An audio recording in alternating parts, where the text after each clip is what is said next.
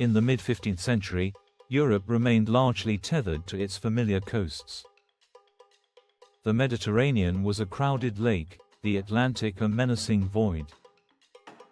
Yet, within a single lifetime, Portuguese caravels would round the tip of Africa, Spanish galleons would cross an unknown ocean, and the first circumnavigation of the globe would be completed. This extraordinary leap was the age of exploration. Driven by a potent mix of ambition, faith, and economic necessity, and enabled by remarkable innovations in shipbuilding and navigation, European explorers shattered the boundaries of the known world. The consequences were as transformative as they were devastating. A vast biological exchange that reshaped global ecologies, the rise of mercantilist empires and a brutal system of racial slavery, and the violent collision of cultures that brought the great civilizations of the Americas to their knees.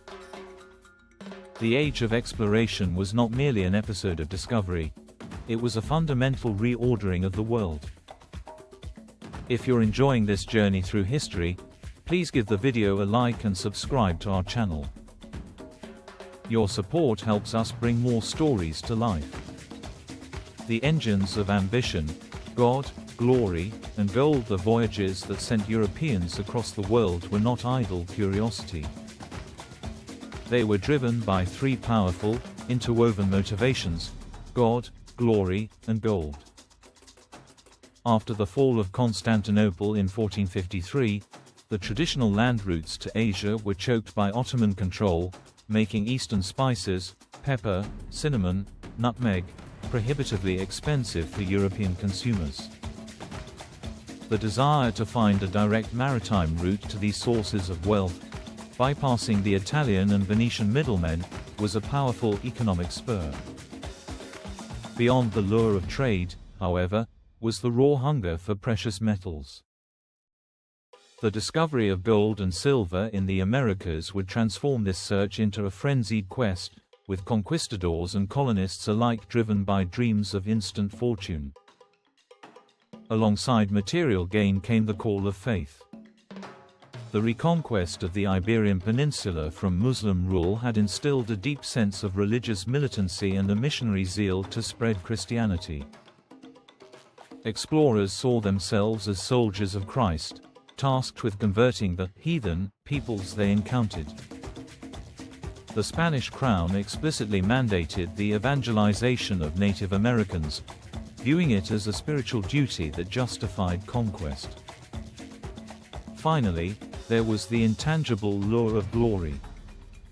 Renaissance values celebrated individual achievement and national prestige. Kings competed to claim new lands, and explorers like Columbus and Magellan risked everything for the fame that would accompany the discovery of a new route or a new continent. The 3 gigaseconds were not separate motivations but a single, combustible mixture, each element feeding the others. The tools of discovery, sails, stars, and swords. Ambition alone, however, could not cross an ocean. The Age of Exploration was made possible by a series of critical technological innovations that Europeans adapted and refined. The most important of these was the caravel, a small, highly maneuverable vessel developed by the Portuguese. Its lateen, triangular, sails allowed it to sail against the wind, a revolutionary capability that enabled explorers to navigate away from the coast and into the open Atlantic. For long-distance travel, larger ships like the Carrack, the type of Columbus's Santa Maria, provided the cargo space needed for extended voyages. On board these ships, new navigational instruments gave sailors confidence far from land. The Astrolabe, improved by Muslim navigators, allowed sailors to calculate their latitude by measuring the position of the sun or stars. The magnetic compass, which originated in China, provided a reliable sense of direction even in overcast conditions or at night. These instruments, combined with more accurate maps, cartography, and a growing understanding of Atlantic wind patterns, such as the Portuguese discovery of the Volta de Mar, the turn of the sea turned transoceanic travel from a gamble into a repeatable skill. Charting the unknown. The first great voyages, the exploration began in earnest with Portugal, the earliest mover. Under the patronage of Prince Henry the Navigator, Portuguese mariners systematically pushed down the coast of West Africa. In 1488, Bartolomeu Dias became the first European to round the southern tip of Africa, calling it the Cape of Storms, later renamed the Cape of Good Hope. 10 years later, Vasco da Gama completed the journey, sailing across the Indian Ocean to reach the port of Calicut in India, thus establishing the first all-water sea route from Europe to Asia. This achievement broke the Venetian monopoly on the spice trade and made Portugal a global power. Spain, newly unified under Ferdinand and Isabella, was quick to respond. In 1492, they sponsored the Genoese mariner Christopher Columbus, who proposed reaching Asia by sailing west across the Atlantic. Instead of Asia, Columbus encountered the islands of the Caribbean, initiating the first sustained European contact with the Americas. The scramble for the New World soon led to conflict between the two Iberian powers. The Treaty of Tordesillas, 1494, brokered by the Pope, drew a north-south line 370 leagues west of the Cape Verde Islands, granting Spain dominion over all lands to the west and Portugal over all lands to the east. This division gave Portugal the eastern tip of South America, Brazil, and secured Spain's claim to most of the rest of the continent. The treaty, though ignored by later powers like England and France, was a stunning act of global hubris, a moment when two European nations carved up the world between themselves. The spirit of exploration continued with Ferdinand Magellan, a Portuguese explorer sailing for Spain. In 1519, he set out with a fleet of 5 ships to find a western route to the Spice Islands. His expedition discovered the strait at the southern tip of South America that now bears his name and crossed the vast Pacific Ocean. Magellan was killed in the Philippines in 1521, but his remaining crew, under the command of Juan Sebastián Elcano, pressed on.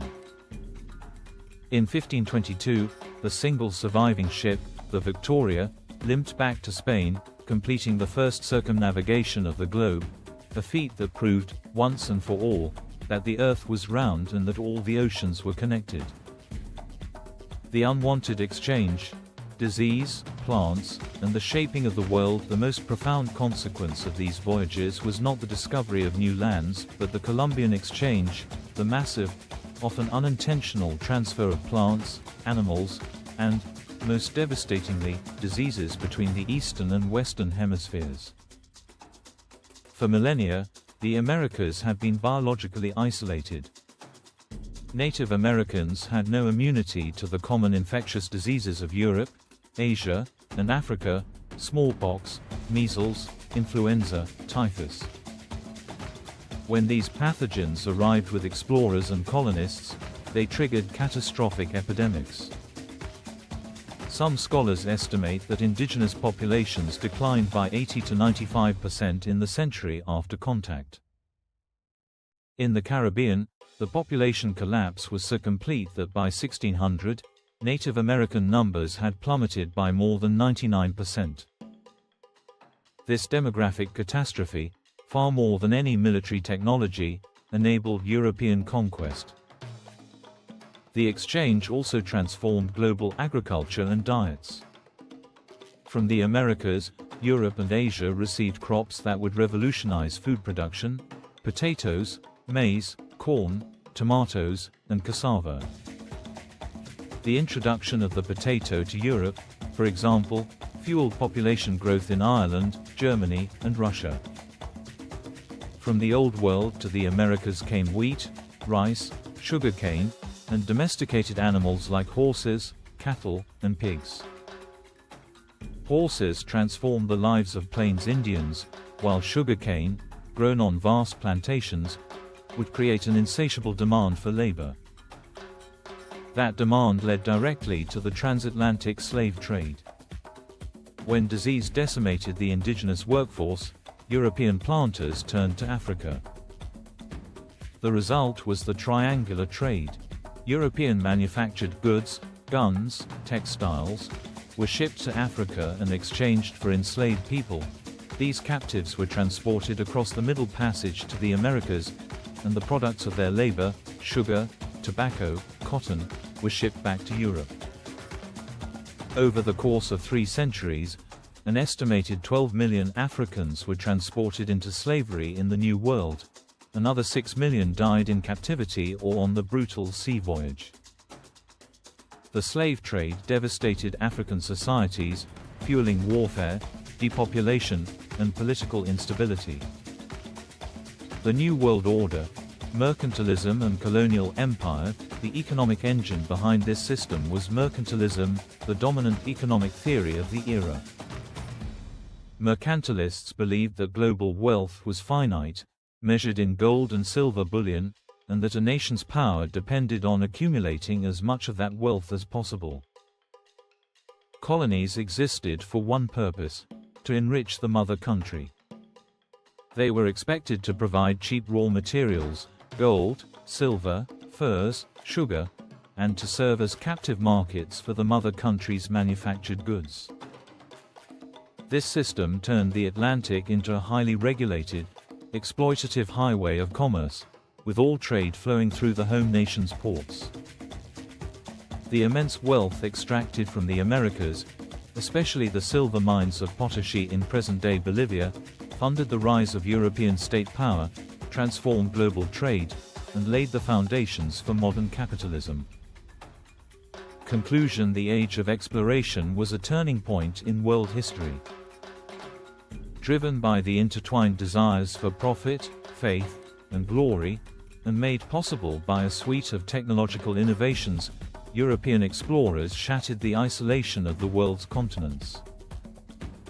The consequences were staggering: the death of up to 95% of the indigenous population of the Americas, the creation of a brutal transatlantic slave trade, the biological unification of the globe through the Columbian exchange, and the emergence of the first truly global empires.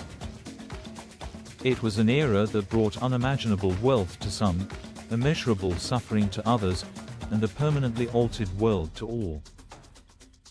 The small caravels that slipped out of Portuguese harbors in the 15th century did not simply discover new routes, they inaugurated the modern age. Thank you for watching. If you found this history valuable, please like and subscribe, and share your thoughts in the comments below. We'd love to hear your perspective and keep the conversation going.